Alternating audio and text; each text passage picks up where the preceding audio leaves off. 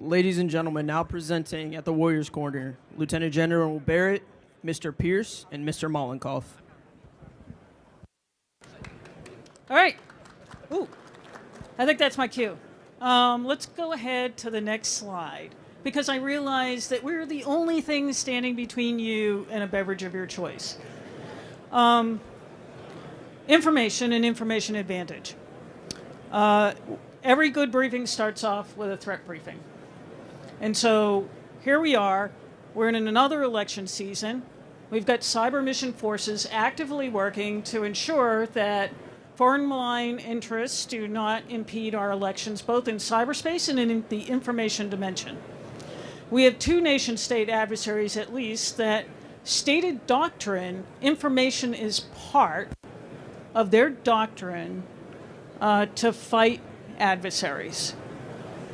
And then if you just take a look around the ecosystem, whether we're talking about cyber, we're talking about information, the speed and scale at which our adversaries are operating just keep ticking up.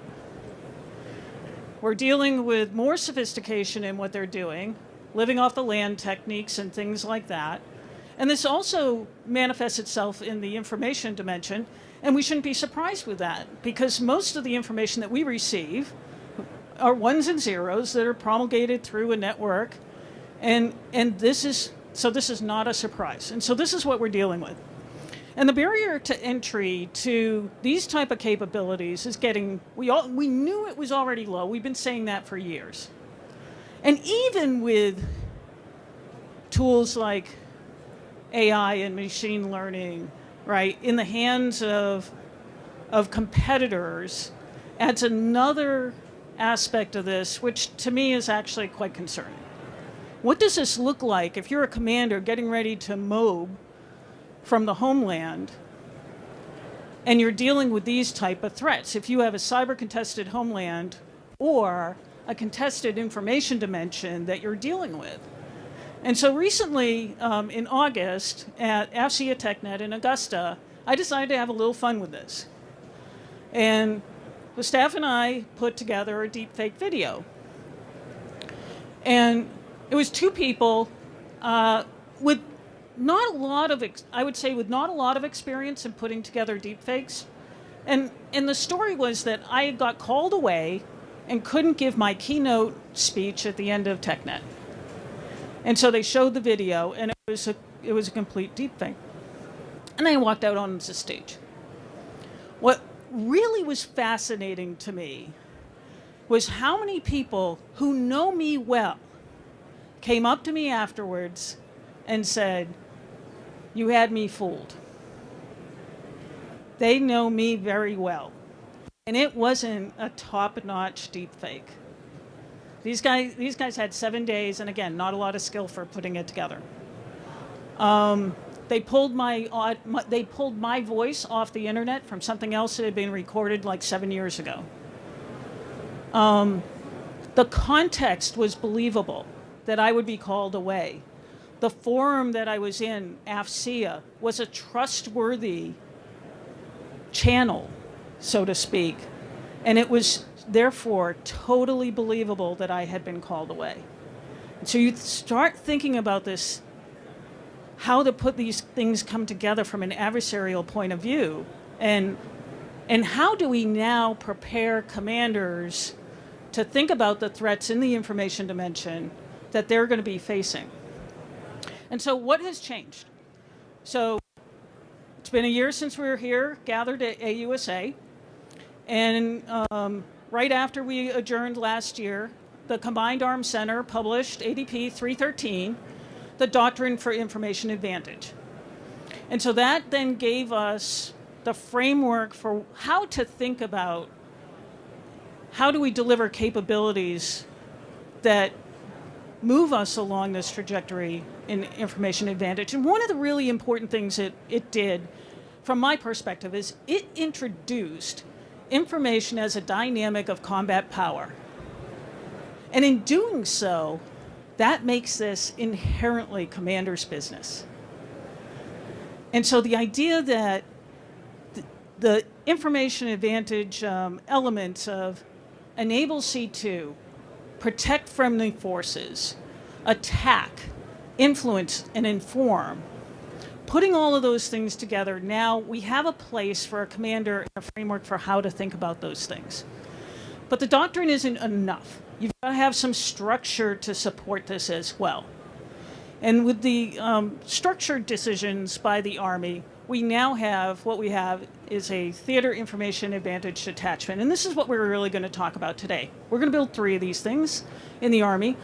One's going to go to the Pacific, one's going to go to Europe, and the other one is going to be at ARCYBER. And we're going to spend a little bit of time going, why ARCYBER? But this is the campaign of learning that we're on to understand how to deliver these type of advantages to a commander, help a commander visualize what the information dimension looks like and what is in the realm of the possible in terms of both protecting yourself, right? Go back to that deep fake.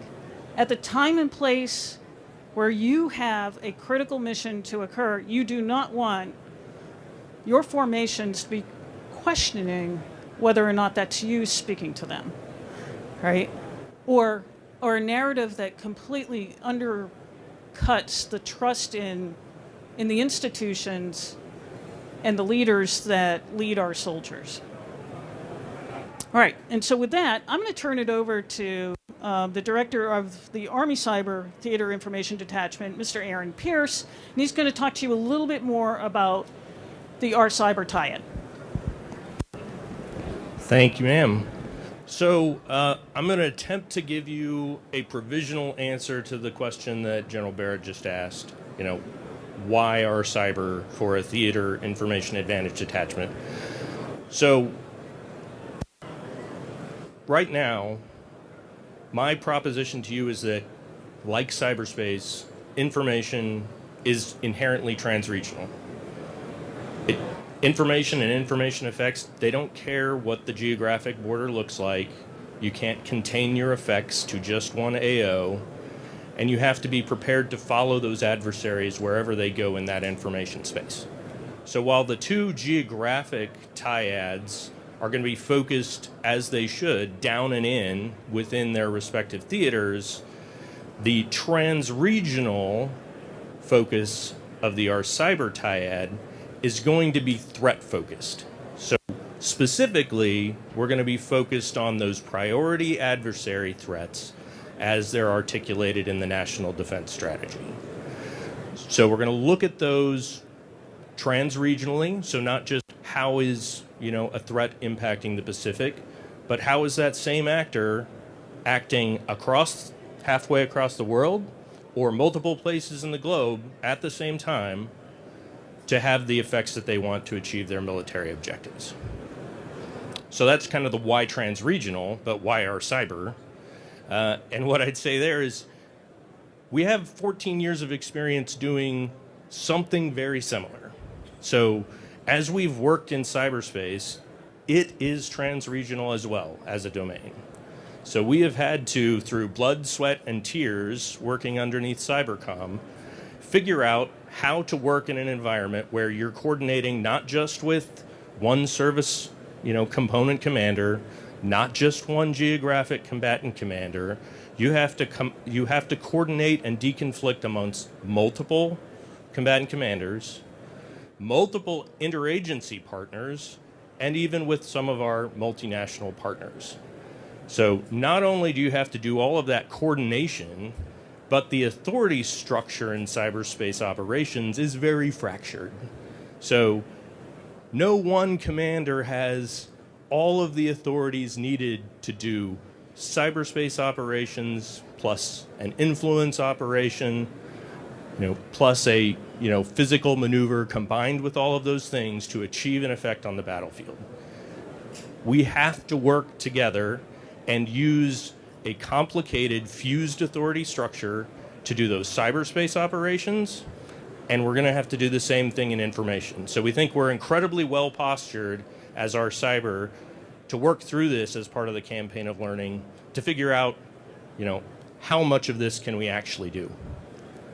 So if you believe me, at least provisionally on the premise of why ARCYBER, I'm going to talk to you a little bit about the what. So what the heck is a TIAD, right? Sounds buzzy, sounds, jargony. Well, easily put, they're a broadly cross-functional team of information specialists. So that alone is not unique. The Army and the Joint Force have done this in an ad hoc fashion throughout the years. Look at some task force structures like the Information Warfare Task Forces in the Pacific and CENTCOM AORs, but those are ad hoc. They're always a pickup game. They're continuously rotating forces.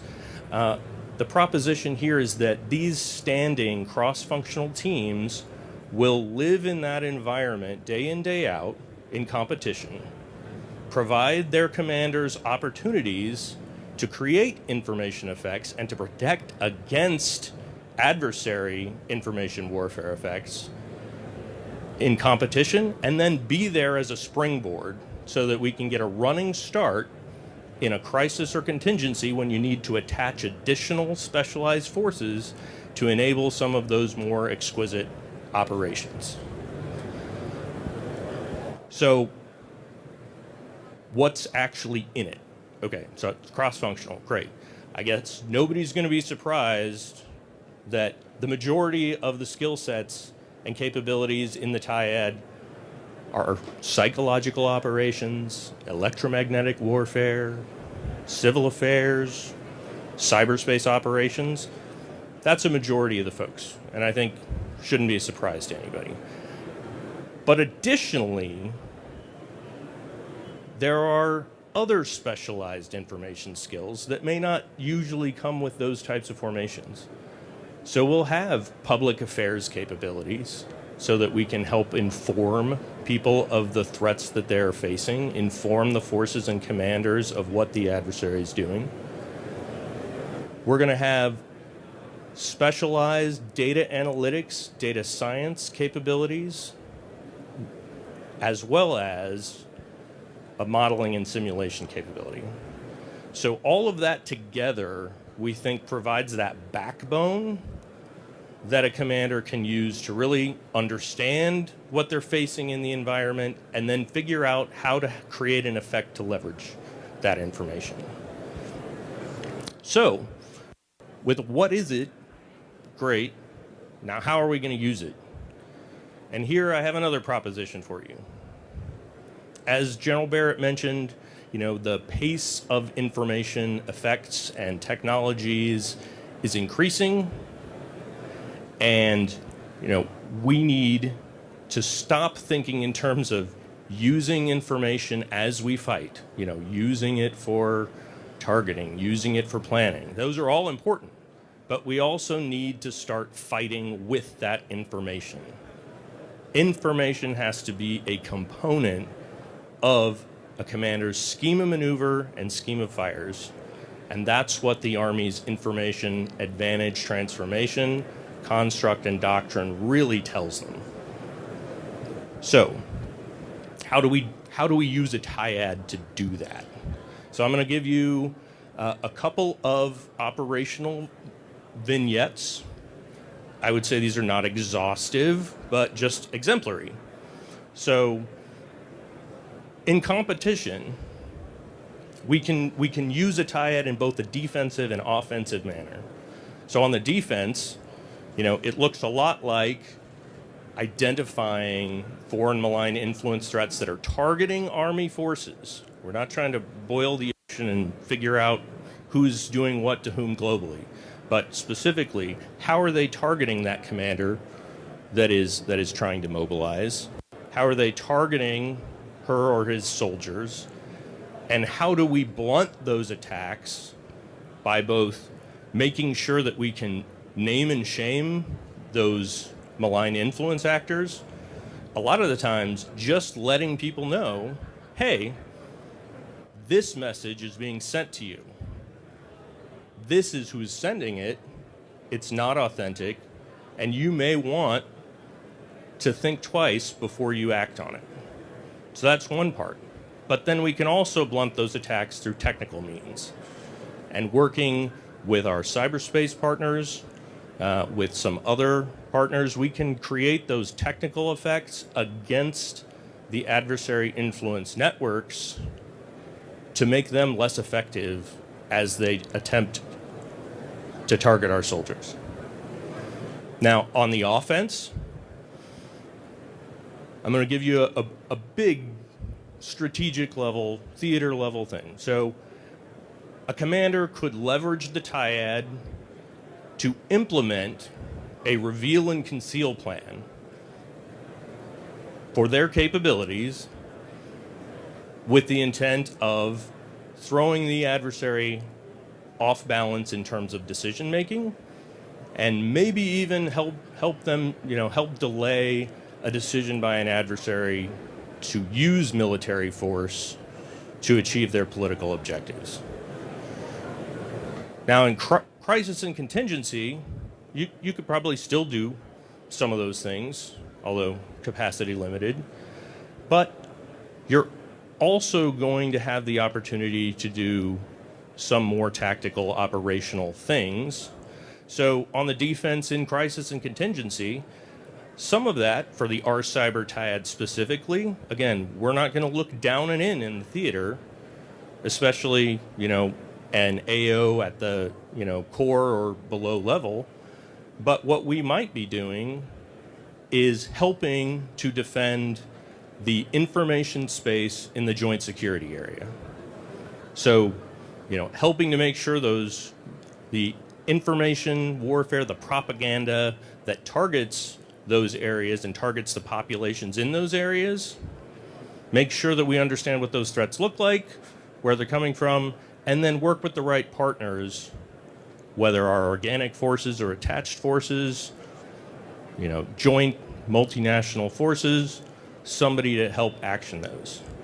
And similarly, not just in the joint security area or support area, but also helping to identify where the adversary is attempting to expand the battlefield horizontally into other countries. Not physically, but in the information space. So how are they trying to make those populations turn off our access basing and overflight privileges? That's an important thing to identify. Now we can also, on the offense, again, create tailored and targeted technical and cognitive effects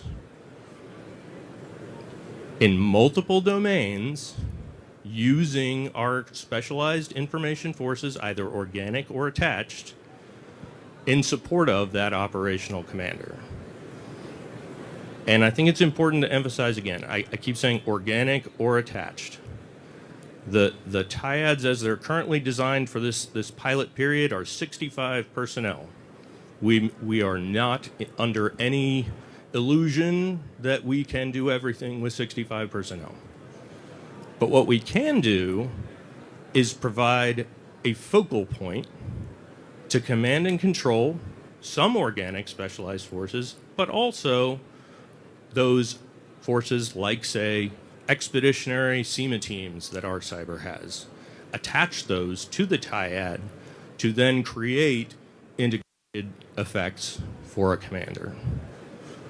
So now that I've talked about forces and have bored everybody to death, I am going to turn it over to Mr. Al Mollenkopf, our senior science advisor, to talk to you a little bit more about the way we're going to wield information using capabilities that ARCYBER is looking at. Awesome. Thank you, Mr. Pearce. It was very enlightening and a great perspective to share. So hopefully you've got some hard questions for us because we're ready. At least I think we're ready. So I'm going to talk to you about three really important things. I think you see them on the slide: people, data platforms, and AI and automation. I'm going to save AI and automation to the end. We're going to start off with people. Although the information dimension is really, really complex and it's very IT centric, it's very much a people game. And wielding people is going to allow us to have success here. For example, we'll be able to bring to bear data scientists, software developers, and intelligence professionals, bring those folks together to look at the essential elements of the information dimension. So what I'm talking about, the raw materials there, I'm talking about data, code, machine learning models, and infrastructure. These people will pull this together and mold it into mission-relevant capabilities that will enable the TIADs to accomplish their mission and lead positive change in the space, which is greatly desired at this juncture. Secondly, we're going to look out at some of our internal organizations, the Technical Warfare Center and our Army Lab. We're going to wield their special authorities to help us gain accelerated access to cutting-edge technologies that will enable the TIAD to stay ahead in the innovation space. That's really, really important. So at the end of the day, people is what's going to make this effort, the TIAD, the operationalization of the TIAD, very successful. The second thing I would like to talk just a little bit about is data and data platforms. Everybody in here knows that data is something we're not taking as good of an advantage of as we could. But I'm going to tell you a couple of things about Army Cyber Command and how we're going to wield data using our data platforms. Anybody in here heard of Gabriel Nimbus, the Army's big data platform? Oh, lots of hands. All right, good stuff. So Mr. Steve Rain, who's here in the audience somewhere, is our TWC director. He recently led an effort to update and optimize the engine that Gabriel Nimbus operates on. Anybody in here heard of Snowflake or Databricks? All right. It's a big deal because those two companies, the engine that's powering their data platform, allows customers to get really quick access to data. So that's what Mr. Rain did by optimizing the data platform. We now have an engine inside our data platform which allows us to, at very high rates of speed, pull in data, apply a common schema, and then make that data accessible to all of the analysts and data scientists and intel professionals as needed. The common schema is really important. Also, the system now allows us to, anybody in here ever heard of SQL, Structured Query Language? Okay. The good thing about Structured Query Language, it's the lingua franca of data access. If you can learn to speak SQL, you can get access to the data you want from the data source you need. So now that Gabriel Nimbus has been modified into more of a data warehouse architecture, and our analysts are able to leverage SQL to get access to that data, and we've got a modern engine, we can ingest tons of data very quickly and give really good granular access to all of our analysts. Another thing about Gabriel Nimbus that's pretty important that everybody should walk away having confidence in. Anybody in here ever used a Jupyter notebook to write Python code? Maybe a few folks? Okay, sir, thank you. Thank you for the help. Jupyter Notebook is a really important tool, and now we have an enterprise version of it installed and CAC enabled on Gabriel Nimbus. So all of our analysts can simply log in, they can bring their own data, or they can access the data in Gabriel Nimbus, or they can dump their data into an S3 bucket if it's too big to bring along. But what this does for us, it gives all of our analysts CAC-enabled ability to create visualizations, analytics and machine learning models to help them understand what their particular problems are and how to develop mission-relevant products that can help lead decisions in their space. So two really important updates for Gabriel Nimbus. One last thing about the data platform. It's cloud-based, and it's also exists at 3 different classification levels. So we have a Gabriel Nimbus NIPRNet, a Gabriel Nimbus SIPRNet, and a Gabriel Nimbus JWICS. That gives us basically a data processing ecosystem that will give us operational agility to help operationalize the TIADs, as well as assist us in many other missions. Okay, we talked about data platforms. Let's talk about AI and automation just a little bit. So everybody wants to talk about AI. I heard a lot about AI as I've been walking around here today. And we've got a lot of learning to do in the AI space, but Army Cyber Command has actually made a lot of progress over the past 2 years in learning in this space. We have 11 AI initiatives, one of them called Panoptic Junction, which is more of a cybersecurity related capability that links EMAS directly to AI agents that are evaluating data to determine if we have malicious cyber attacks operating against our systems and platforms. The moral of that story is it's taken us 18 months to learn how to build this massive AI platform. It's got 9 machine learning models. It's got 1 massive transformer-based large language model. It's got a couple of OpenCV models.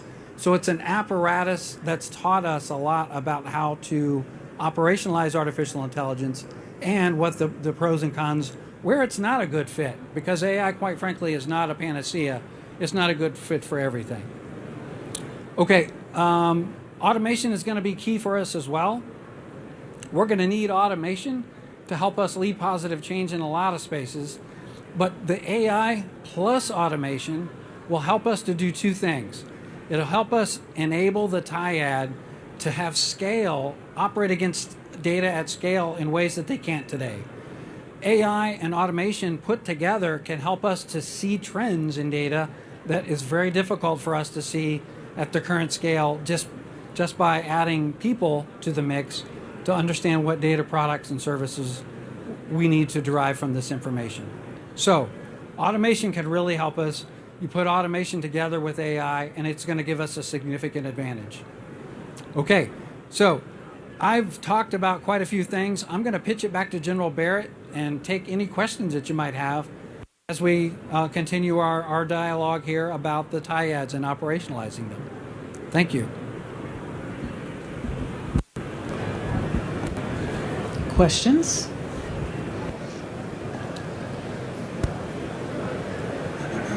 Thank you, ma'am. Jason LeClaire, SoftTech Solutions. Thank you so much to you and your team for being here today. You spoke about developing capabilities along with ADP 313. For you at Army Cyber, headquarters are for the Theater Information Advantage Detachments. Are there published hardware, software, or services requirements, and where can we in industry find those so that we can support your mission? Or will those requirements go to the SEMA units that you talked about supporting the TIADs? Thank you. Hey, I don't know if you want to take that. So I know we have some requirements outlined in a CDD, ISICD. And so I don't know if you want to elaborate on that. Yeah, so as General Barrett mentioned, there is an AROC-approved Information Systems Initial Capabilities document for Information Advantage. Not just for the TIADs, but more broadly for Information Advantage. I know our AFC counterparts are in the process of working the more granular requirements definition packages that are going to provide those more detailed aspects that you're probably looking for.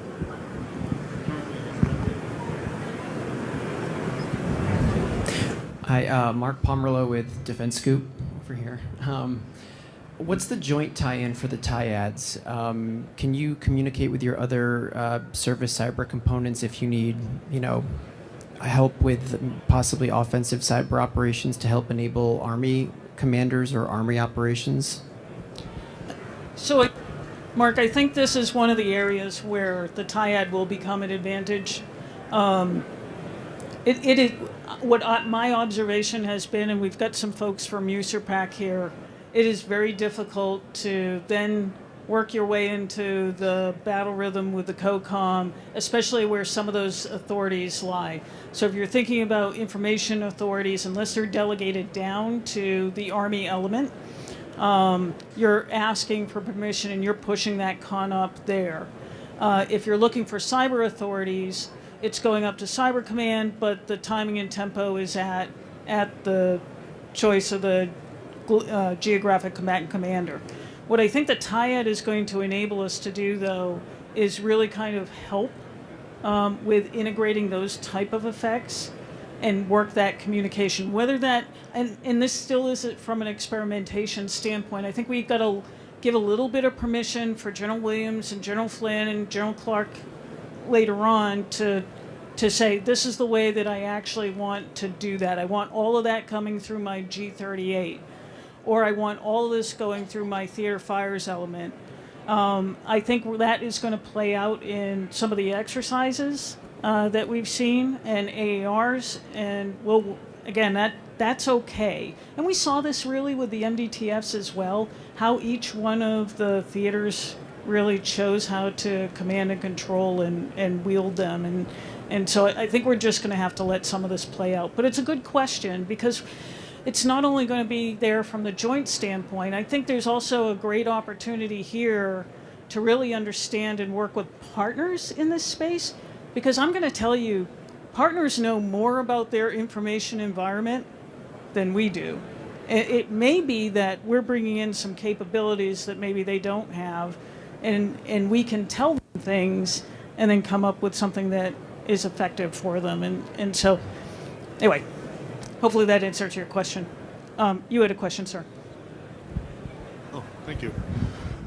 One quick comment for Aaron. Don't ever associate propaganda with U.S. forces operations. That word should never be mentioned. I learned that from PsyOpers I hung with, and they told me, you can't use that word for us. We have ours basis of truth. So just a little, the PsyOpers are probably bristling too. I look forward to your comments at Billington tomorrow. So I'll ask my question tomorrow with you. The question I've got is on the acquisition side. You're the functionals trying to do the mission, experiencing the pain. But I just sat through a session, I think 2 Warriors Corners ago, where it seemed like PEOC3N and in other readings, IEWS are in the cyberspace. They each have a role. Who do you consider your acquisition as? Yes, both of them are. IEWS takes care of some of our cyber capabilities, and then when we're talking about everything from a network and security on the Doden, that is all C3N, and so. But I think this is better than we had this divided with C3T, EIS, and IEWS. There was a little bit of a debate of whether should DCO be over here or be over there, because it kind of rides the seam on cyber, but that's okay. We're in a better place. All of the network things being under C3N. You had me at hello on that. I think it is much better from delivering an integrated. And then for some of the more unique capabilities that we have, and that it is okay. We're a big army, and we actually can do coordination between organizations and talk to each other. And there's a method, and that's Young Bang's problem. Hopefully he's not here, but yeah. Hi, Jonathan Cham, RAND Corporation. Thank you so much for a really exciting presentation. You spoke about this a little bit, but I just wanted you to expound on what improvements and changes in doctrine and policy would better enable the information advantage activities that you talked about. Thank you. Yeah, I think it's funny.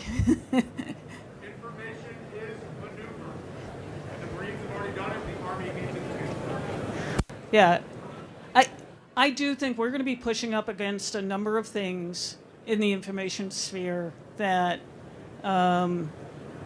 as people who are profound defenders of free speech, and we defend the rights of U.S. persons to access information, we do run into some tension when we're looking at operations overseas, and I think those are areas from a policy standpoint we're going to have to work through and really kind of understand, are these things very black and white, or are there shades of gray? And if I'm not limiting information within the homeland, right, can I execute this thing? I'm sorry, it's hard to talk about this in abstract terms, but do you have any other things that you would add on it? That's kind of the big one, and to the point of our friends from the USERPAC TIAD sitting over here, The Marines have had some success in doing this, but I do still think that from a policy standpoint, the coordination with the GEC at the State Department is good, but if you're going to be doing this at speed, and I think this is going to just play out like we did with cyber. We've done hundreds of cyber operations now, and we have not triggered any dire consequences with this. So, we can do these discrete targeted missions that Aaron talked about in a way that is safe. It is consistent with U.S. messages. It does need to be coordinated with a geographic command commander, but there is maneuver space in there. Thanks. Sir. General Sidney Friedberg from Breaking Defense. Thanks for doing this. Let me ask a twofold sort of pragmatic question. One is, what's the timeline for getting the 65 times 3 teams of people in place and getting all the somewhat rare specialties you need for those, for your skill sets, including language, presumably? And B, I think, I forget which of you mentioned, not trying to boil the ocean, trying to focus on things that are targeting the Army and, Army formations. How do you sort through that? I mean, you could argue, a lot of payday scams, for instance, target soldiers, but they're also broad brush across the economy. A lot of, misinformation about the disaster relief we're seeing now, clearly affects Army Guard units that are participating in that relief, but also affects the civilian population. So I can see, how do you end up not boiling the ocean anyway, because these things are very broad brush often and target both Army personnel and the civilian population and international audiences. Right. So the first one is USAPAC will come online first. They actually activate in October 2025, but we are sliding as much as we can to the left in this assignment cycle to get them some initial capability ahead of it, because we know that it's approved, and that way they're not getting everything at once. After that is ARCYBER, and then followed by AUSA, which is purely a function of, I think, some stationing work that has to be done by the Army in order to get them into theater. Yes, there are some capabilities in there that linguists and things like that, but they exist. Some of these things do exist already in some of the organizations that the Army has shifted around. So this is part of, we took 1st IO Brigade, the IO specialists there. We're taking some of those and putting them into these and sprinkling them across these TIADs. I actually think this is part of, 1st IO has been a victim of their own success of sending small teams out and having a effect and being in demand. Let's make that capability permanent in the theaters where they can immerse themselves in the target space. And I think that really gets to your second question of how do you not boil the ocean? Well, you have a commander who has a campaign that he wants to execute and affect, and then it's on the planners to come through and go, what kind of effects do we want to have that get after that campaign? And then where are the assets going to? Aaron kept talking about, assigned or organic or attached. So if it's a cyber effect and the team itself, the TIA, doesn't have that particular capability or resource within the team to do that, we'll go seek that and go to the cyber mission force in order to get that type of effect executed. If it's information operations, right, if we have it organically, then we'll execute that. And so I think it's going to be up to the commander how they're organizing their campaign, what kind of effects they want to have, and what the planners come up with. There is a potential there that there is a lot of small things that we can worry about. And it's probably no different than what I deal with on a daily basis from a network standpoint. There's a million things happening on the network every single day. We have to focus on the things that really matter, and we're pretty good at focusing on, figuring out how to triage something and get after it. This will be the last question we have time for. Yeah, good afternoon, everybody. Actually, this was a great presentation. Ash Banerjee from the Bright Group. Question is actually generally, but Mr. Mollenkopf, you probably are most, I guess, capable to answer this. This is about adversarial AI. A lot of different parts of Army are actually exploring what happens if the data actually has been poisoned or data integrity actually has been compromised, or if the ML models themselves actually have been compromised, or there is an issue with the platform. So where you are trying to leverage AI for your operational efficiency or other things, and multiple components could be compromised one way or the other. I bring this up because IWNS with Project Lynchpin is actually quite into this process, and they're actually seeking a lot of ideas, solutions. Has ARCYBER developed any strategic,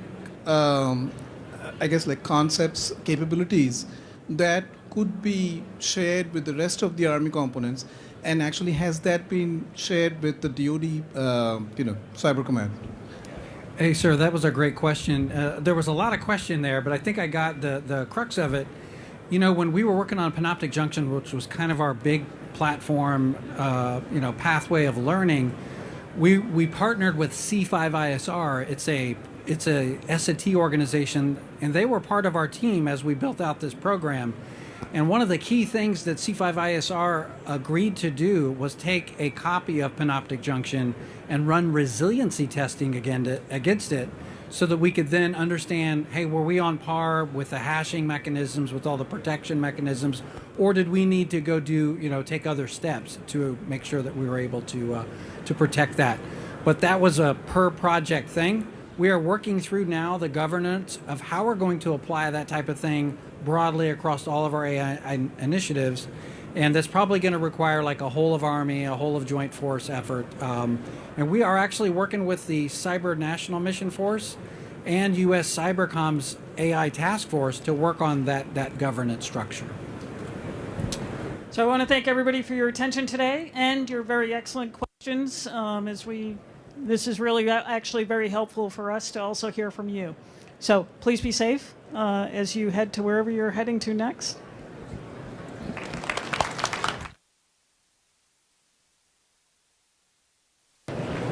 We want to thank everybody for coming out. This concludes Warriors Corner for day one. Please come back tomorrow at 9:05.